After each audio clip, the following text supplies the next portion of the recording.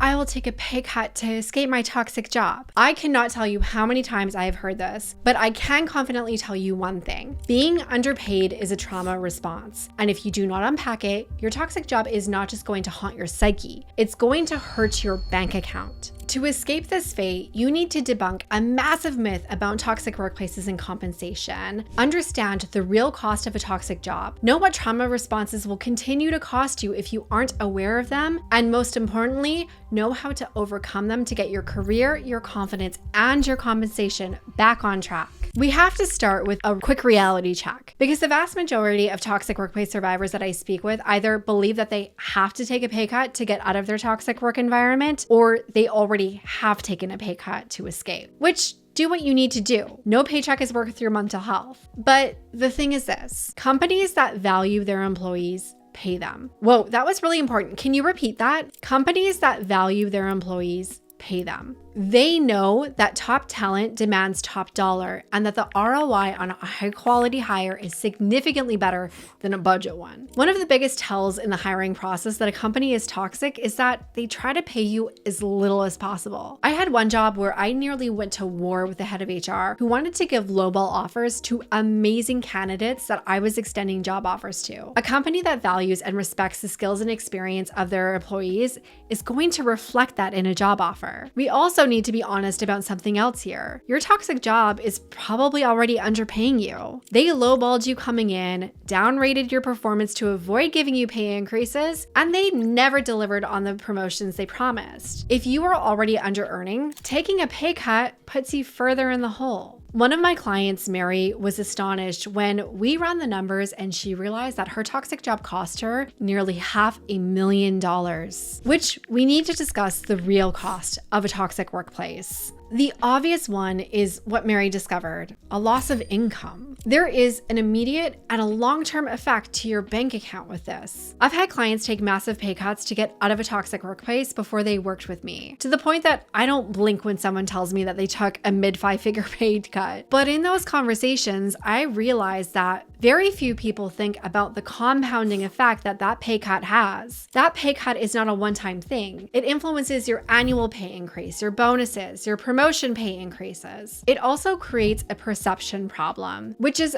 a major influence in your career and pay deceleration after a toxic work experience. A very small percentage of my clients have had the opposite problem, and they've had the golden handcuffs in a toxic job. Their income was significantly above market ranges. When they left, they knew that they would not be able to replace that income. But this is not a problem that most people have. What I see most often is a person who is already underpaid in a toxic job taking a job where they're paid even less. Obviously, I'm focusing on money in this video because money is easy to measure. Money is also the easiest problem to point out in a toxic workplace. Most people project a lot of problems onto dollars because it's easier to deal with than the deeper costs. Now, I've talked on my channel a lot about the ding that your confidence takes in a toxic workplace, but being underpaid does even more damage. Accepting and being chronically underpaid have a negative impact on your self-confidence and your self-worth. And this has a snowball effect at work and in your salary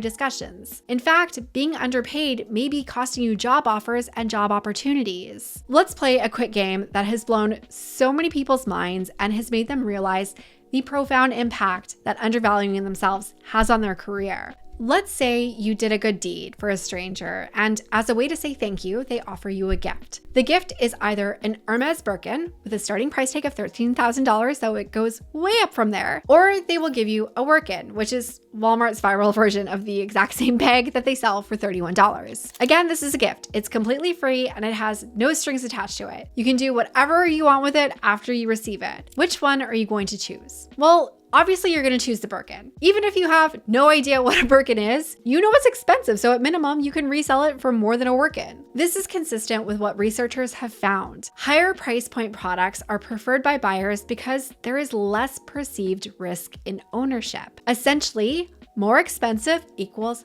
better. I've observed the same bias in the workplace too. A not small number of leaders that I have worked with perceived higher paid team members as having more impact, capability, and potential versus lower paid peers, even when the data indicated otherwise. When you underprice your salary expectations or you accept less than your worth, you don't just devalue your compensation. How you are perceived is devalued. This eventually influences your performance reviews, the recognition that you receive at work, and the opportunities that you get. Too many toxic workplace survivors feel like they have to price themselves like a work-in to get hired. This is partially because toxic workplaces destroy your sense of self-worth, but also because the trauma responses that they create. Knowing the cost of being underpaid, I know that you are ready to deactivate the trauma responses that are undermining your value and your paycheck. So let's get into what they are. To start off, no one likes it when I use the word trauma when I talk about toxic workplaces. The word seems big and heavy, but we need to call things what they are. A lot of my clients have hesitated to use the term because they've been told over and over that it's just work. It's not that deep. But the thing is, not only have people been through some real stuff at work, but the event itself is not the trauma. As Dr. Gabor Mate describes, trauma isn't what happens to you. It's what happens inside of you as a result. If you have never heard the term before, a trauma response is an automatic reaction from the trauma imprints that you have. Think of it as an internal safety device. In a toxic workplace, the system becomes miscalibrated. In a toxic workplace, you're never safe. You're always on alert, and even seemingly benign behavior can be malevolent. And now you detect danger everywhere. If you want to get really sciencey about it, those detected dangers activate your amygdala and your sympathetic nervous system. You get a rush of adrenaline and cortisol, and your system prepares your body for fight or flight. This happens whenever your brain detects danger. Those imprints can be from your toxic job, a prior work experience, or really from any point in your life. What's most fascinating about the system to me, though, is the discernment and threat levels. Your physiological reaction is exactly the same when you're negotiating your salary as if you were being chased by a hungry lion. That said, the trauma response that plays out is obviously going to be different. In my work with toxic workplace survivors, I have noticed that compensation discussions are a real hot button issue, and there are 4 common trauma responses that stop you from getting paid. And the first one is the one that most toxic job escapees admit to, often with very disastrous results. At some point in your toxic job, you reach your breaking point where you realize you need to get the F out of there. Well, you probably have this realization a few times, like most of my clients. Most of my clients have panic applied as a result to a bunch of job advertisements after a particularly toxic day at work. But most toxic workplaces know that if they're uniformly awful, you're gonna leave. So after that particularly toxic day, they're a teeny bit better, and they give you a little ray of hope. Your brain doesn't want to be experiencing workplace trauma, so it grabs on, which is why you have probably found yourself in a pattern of panic applying, but then the next day, work isn't so bad and your urgency fades, only to be triggered again in a few months, or let's be honest, in a few weeks. However, at some point, you realize that you really did need to leave. It was never going to get better, it would only get worse, and the cost to your well-being and your career and your bank account were just too high. So you did what most people do when they need to get the F out of a toxic work culture. You took the first job offer you had. A lot of my clients have done this, and it has worked out for some where they ended up at a great company where their value was appreciated and their career trajectory was put right back on track. They were the lucky ones though, because most people end up in another toxic job. Even worse, because of this bullshit belief that you have to take a pay cut to leave, they accept a terrible job offer without negotiating it, which we need to talk specifically about how this toxic job belief sabotages salary negotiations. Even in the best of times, you probably hate negotiating your salary, but especially when you're trying to get out of a toxic job, asking for more feels like too much. While I have certainly met people whose fight response takes over when it comes to talking about money after a toxic job, most of the people that I've worked with have had their flight response take the lead. They either have avoided asking for more money or fixing things that they didn't like about their job offer, or they made a meek attempt but backed down quickly if there was any level of resistance. I've also heard too many stories of people negotiating against themselves in the situation, which extra ouch. They are so afraid that if they lose this job offer, they will never get another one. And the result is always the same. Your short-term comfort leads to long-term discomfort as a result of your decreased financial well-being. I need to be clear, companies that underpay you are inherently toxic. Good companies value their employees, and one of the ways they value them is by paying them, which is the whole point of having a job in the first place. Often, the next toxic job trauma response we're going to discuss is precisely what drives people to panic and accept bad job offers. I need to interject real quick because I know a lot of you are going to be recognizing a lot of what I'm talking about and not really understanding where it's coming from. And the thing is that being underpaid isn't the only long-term effect of a toxic workplace. Having post-toxic job syndrome shows up in so many ways in your career that doesn't just sabotage your income, it sabotages your career success, your satisfaction at work, and well, your whole entire life. That's why I created a free assessment to help you understand and assess if you have PTJS and what you can do about it. If you want to take that quiz, go to toxicjobquiz.com. One of the most consistent characteristics in a toxic work environment is you're on your own. Best case scenario, you have a work bestie who listens to you when you need to vent and doesn't spill everything you say to your toxic coworkers, and they provide you a continual sanity check. It's not you, this place is toxic. But even if you have a work bestie who has your back, they can't protect you from a toxic boss who sets you up to fail, or a toxic coworker whose life mission seems to be ruining yours. In so many situations in a toxic work culture, you're alone. Now, if you have told yourself this, I want you to drop "you got me" in the comments. You've told yourself, I'll do it myself. Hyper-independence works against you in so many ways. At the surface level, refusing to ask for help can prevent you from getting the support that you need when you're navigating a job search or a job offer. One of the very first things I talk to my clients about when they are plotting their toxic job escape is reaching out for help. I know that they think that they need to do it alone and they don't want to bother anyone, but there is something that you really need to know. People in your life and in your network want to help you. Helping doesn't just help you, it helps them too. Whether it's giving them a warm, fuzzy feeling of being important or paying them a bonus for referring a star candidate such as yourself. Not asking for help or input even impacts the accuracy of your salary expectations. When you isolate and don't ask for help, you rely on outdated and inaccurate information, especially when it comes to understanding fair market value for your skills and even the current job market trends. It goes without saying that the last few years have been a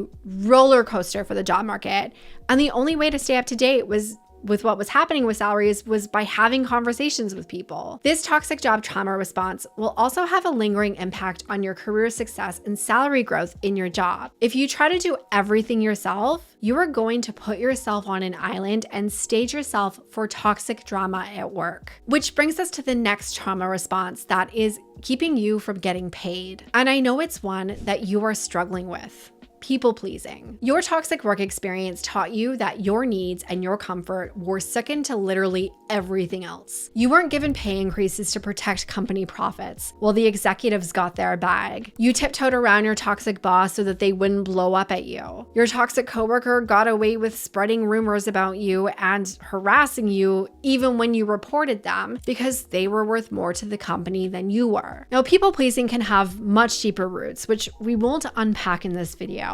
But the point is this: your brain has learned that to be safe, you have to prioritize the needs of everyone around you. This has obvious impacts on your salary negotiations and in your compensation expectations. Too many of my clients have not even made an effort to negotiate a salary when they received a job offer, or they quickly backed down and accepted a lowball offer. Most have been guilted into it with lines like, "We thought you were more interested in the opportunity than the money." We need to call that what that is: a manipulation. As long as you have a desire to make everyone happy and comfortable, even at your expense, you're going to accept less than your worth. There is another trauma response that comes into play here, and we need to talk about it because when it happens, you probably aren't even aware of it. People pleasing is a fawn response, and I think a lot of people don't take it seriously enough. The discourse makes it seem like a pesky little habit a few scripts will save you from. But what we're really talking about when we talk about people pleasing is your nervous system being on the brink of a dorsal vagal response, which is your body's emergency state. This is a state of overwhelm where you please to appease. And this is a state where you experience numbness, disassociate, and become hypervigilant. It's why you're constantly on the defense and spotting toxic job signs everywhere. I know this leaves you wondering, if people pleasing is you on the brink, what are you on the brink of? Which brings us to the fourth common toxic job trauma response. It's one that you have likely found yourself cycling through, and it is guaranteed to keep you underpaid. Have you ever been in a situation in a toxic job that was so bad and you were so full of shame that you were just frozen? You opened your mouth to respond, but no words came out. You tried to leave, but you were frozen in your chair. This is the most extreme trauma response, shutdown. In a toxic job, you may experience shutdown. Your toxic boss is losing their shit at you, calling you every name in the book, and you're frozen in shock and overwhelm. What's happening physiologically isn't a simple reaction. Your dorsal vagal nerve is running the show. That's why you feel stuck, helpless, and drained of all your energy. Specifically when it comes to asking about money or talking about money, you feel overwhelmed and paralyzed. The shutdown response will stop you from negotiating your salary or asking for a raise in the first place. Or if you manage to ask for a little bit more, even if it isn't money, they say no and you struggle to respond. It doesn't matter if you did your research, you know your numbers, and you intellectually know your worth. Shutdown stops you from effectively having the conversation, which leads you to accepting a job offer without maximizing its value and